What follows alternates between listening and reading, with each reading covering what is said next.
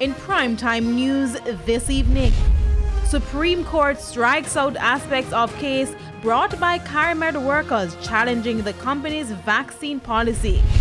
Closing in, cops say recent Metcalf Street Juvenile Remand Center escapees will be back in custody soon.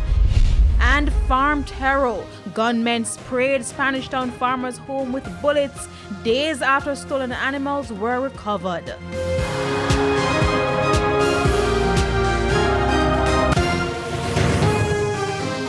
Good evening and welcome to Primetime News. We're on air and online at onespotmedia.com. I'm Janella Precious. Also this evening, the Financial Week, Primetime Sports commentary, E-Prime and weather. But before the break, the feedback question.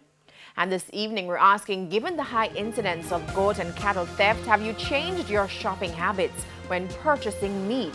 You can share comments online, facebook.com/Television Jamaica, and tweet us at TelevisionJam1. Please stay with us. Primetime News returns after this break.